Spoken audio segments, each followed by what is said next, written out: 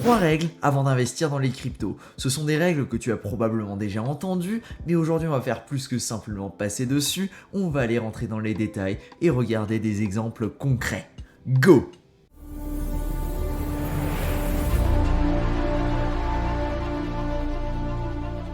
La règle numéro 1, c'est d'investir uniquement ce que tu peux perdre. Laisse-moi t'expliquer ce que ça veut dire.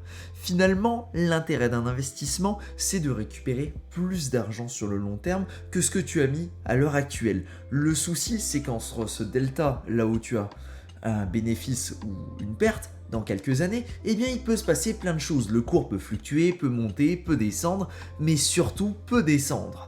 C'est-à-dire que donc, si à n'importe quel moment tu as envie de récupérer ton argent, eh bien il se pourrait que l'argent que tu as posé soit à un niveau inférieur que l'argent auquel eh bien, tu voudrais récupérer. Ce qui signifie tout simplement que tu ne peux pas investir plus que ce que tu peux perdre. Enfin, que tu ne devrais pas surtout investir plus que ce que tu peux perdre. L'argent en fait que tu investis, il faut que dans ta tête ce soit extrêmement clair, c'est de l'argent auquel tu n'as pas besoin. De l'argent que tu peux perdre et que même si cet argent-là, donc cet investissement, tombait à zéro, eh ben ta vie serait ok, tu serais pas impacté, tu pourrais continuer d'aller au boulot tous les jours, tu pourrais vivre normalement, tu aurais toujours un toit sur ta tête et tu pourrais manger tous les jours. C'est un conseil très très important à comprendre et à appliquer, tout simplement parce que si tu ne le fais pas, eh bien il y a des moments là où par exemple le gros crash qu'on a eu là, donc le 19 mai 2021, et ben si t'étais pas bon, si t'étais pas ok avec tes investissements à ce niveau-là, qu'est-ce qui se passe? Et ben du jour au lendemain, si tu investis l'argent du loyer par exemple pour mettre dans les crypto-monnaies, tu fais un divisé par 50 en un jour, qu'est-ce qui se passe? T'as plus l'argent pour payer le loyer, t'es dans la merde. C'est pour ça qu'il te faut, avant de t'amuser à investir directement donc dans les crypto-monnaies ou tout autre actif, peu importe que ce soit dans l'immobilier, que ce soit dans la bourse ou autre, il te faut déjà deux choses. Il te faut, enfin surtout une chose, c'est d'avoir donc un income et de maximiser tes rentrées d'argent, donc ton cash flow, mais aussi plus que ça, ce qui serait extrêmement intéressant, c'est d'avoir un fonds de secours avant d'investir. Ce fonds de secours-là, il peut être entre 3 et 6 mois d'avance sur tout ce que tu vas dépenser pendant des mois, c'est-à-dire ça comprend le loyer, ce que tu vas manger, tes activités générales, ce genre de choses-là. Si tu as ce fonds de secours-là, à partir du moment là où tu l'as collecté, là où il est sur ton compte en banque et là où tu es sûr que c'est quelque chose auquel tu ne touches pas, eh bien à partir de ce moment-là, donc tu as de la sécurité et tu peux te permettre d'investir directement parce que tu sais que même si ton investissement va à zéro, il n'y aura aucun souci par rapport à toi, tout simplement parce que tu pourras continuer de vivre normalement sans avoir de conséquences négatives, même si tes investissements vont à zéro. Je te le répète, si tu es quelqu'un qui a tendance à stresser à cause de tes investissements, eh bien c'est tout simplement pour une raison, c'est que tu ne peux pas te permettre d'investir. La réalité là derrière, c'est que tes investissements, il faut que dans ta tête, tu sois prêt à ce que ça aille à zéro et que ça n'ait aucun impact sur ta vie actuelle. Même si ça va à zéro, ça change absolument rien parce que tu as toujours ton taf, tu as toujours ton business, tu as toujours ton cash flow qui te permet de vivre de façon correcte et convenable avec un toit sur la tête et de quoi manger. De plus, tu as toujours ton fonds de sécurité qui te permet en cas de coup dur de pouvoir remonter la pente. Voilà, ça c'est investir uniquement ce que tu peux perdre. Le deuxième point, ça va être de sécuriser ton portefeuille au maximum. Qu'est-ce que j'entends par sécuriser ton portefeuille? Eh bien, contrairement à ce que tu peux par exemple avoir avec la banque, là où tu mets ton argent à la banque et tu t'en préoccupes absolument pas parce que tout va bien, eh bien dans les crypto-monnaies, si tu investis, ce n'est pas à 100% pareil parce qu'il y a tout plein de façons de stocker ces crypto-monnaies. Certaines sont meilleures que d'autres. J'ai d'ailleurs fait une vidéo totalement dédiée à cette partie-là sur comment sécuriser ces crypto-monnaies. Je te la mettrai donc à ce moment-là dans la petite encoche en haut à droite que tu pourras cliquer et regarder directement la vidéo. Qu'est-ce que j'entends donc par sécuriser ton portefeuille? Eh bien c'est tout simple, j'entends par ça que tu dois avoir un wallet physique, donc par exemple un trésor ou alors encore un ledger sur lequel tes crypto-monnaies sont stockées. C'est une façon beaucoup plus sécurisée de les avoir plutôt que de les mettre sur un exchange comme Binance. Si tu as un petit peu suivi l'actualité, d'ailleurs je fais des reviews quotidiennes, si ça t'intéresse tu peux t'abonner à la chaîne pour pouvoir les voir directement et donc suivre l'actualité en temps réel, eh bien tu as dû voir que Binance est un petit peu sous le feu des régulateurs. Il y a plein de régulateurs qui commencent à attaquer Binance, à dire qu'ils sont pas très réglo sur sur les mesures. Qui suis-je pour me placer? Moi, je vais pas trop parler de ça. Mais par contre, ce qui est un fait, c'est que Binance se fait attaquer. Et qu'est-ce qui pourrait se passer? Eh bien, déjà actuellement, donc les virements sur Binance ont été annulés, donc SEPA ne fonctionne plus, tu peux pas faire un virement bancaire vers Binance, tu es obligé de payer à la carte bancaire, ce qui n'a pas de grosses conséquences a priori, mais ce qui pourrait se passer dans un futur, je ne sais pas, hein, c'est hypothétique, mais peut-être que Binance va faire face donc à une régulation très importante et qui pourrait restreindre énormément les retraits de crypto-monnaies, ce qui voudrait dire que ta crypto, elle n'est plus vraiment à toi si tu peux pas retirer quand tu veux. Tu comprends un petit peu le vice qui peut s'installer. Par exemple, ça peut être Binance, ça peut être Coinbase, ça peut être Kraken ou quoi. De plus, la plateforme peut se faire hacker. Bref, il y a plein de choses qui peuvent arriver si tu places tes crypto-monnaies donc directement sur ce type de plateforme-là. C'est pour ça que vraiment, si tu veux sécuriser tes crypto-monnaies, si tu veux être sûr que dans 5 ans, quand tu reviens et que le cours a fait une grosse plus-value, parce que c'est ce que je pense qui va arriver, eh bien, tu as toujours tes crypto-monnaies sur ton compte pour être sûr qu'elles sont encore là. Eh bien, assure-toi d'avoir un wallet physique ou alors au minimum un wallet papier qui te permet donc de sécuriser tes crypto-monnaies et d'être sûr à 100% que personne ne pourra y toucher, sauf si tu as la clé complète de tes crypto-monnaies. Encore une fois, je vais le répéter, si ce ne sont pas tes clés privées, eh bien, ce ne sont tout simplement pas tes cryptos. Répète après moi, si ce ne sont pas tes clés privées, ce ne sont pas tes cryptos. Sur Binance, est-ce que tu as des clés privées? Absolument pas. Pareil sur Coinbase et tous les autres sites équivalents.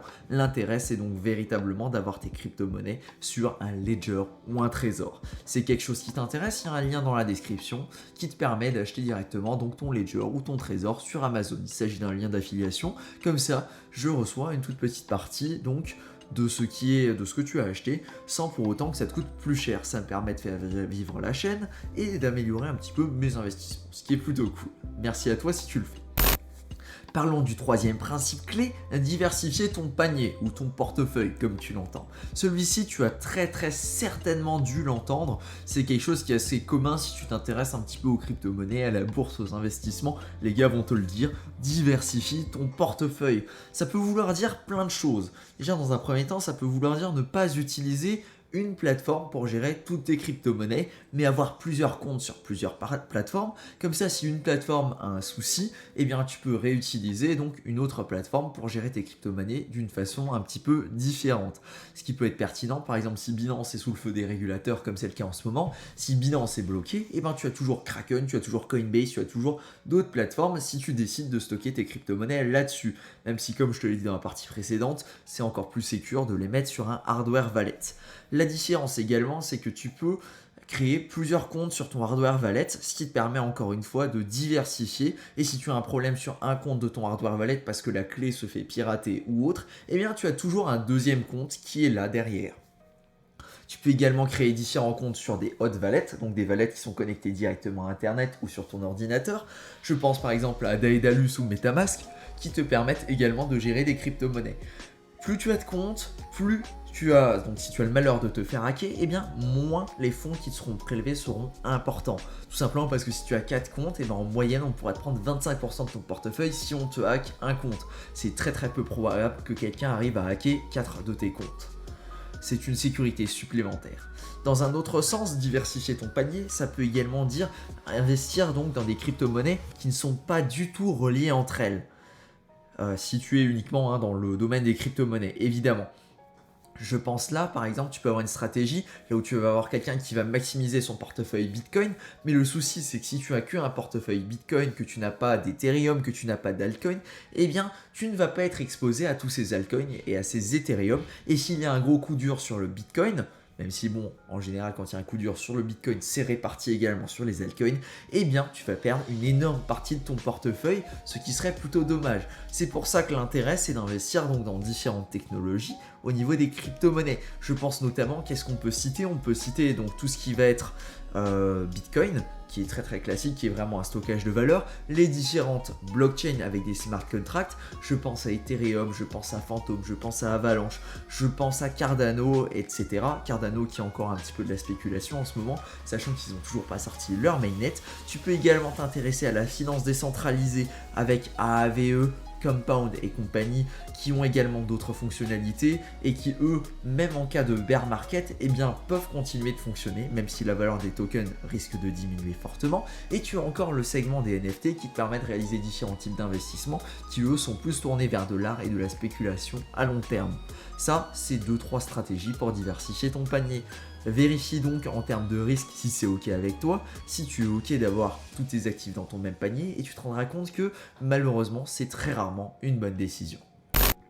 Le point bonus, c'est de ne pas utiliser le point bonus qui serait la 4e règle avant d'investir dans les crypto-monnaies, ce serait de ne pas utiliser de leverage. Le leverage, c'est quoi? C'est tout simple, c'est que tu empruntes de l'argent à une entreprise, à une boîte ou à quelqu'un pour investir directement donc dans les crypto-monnaies.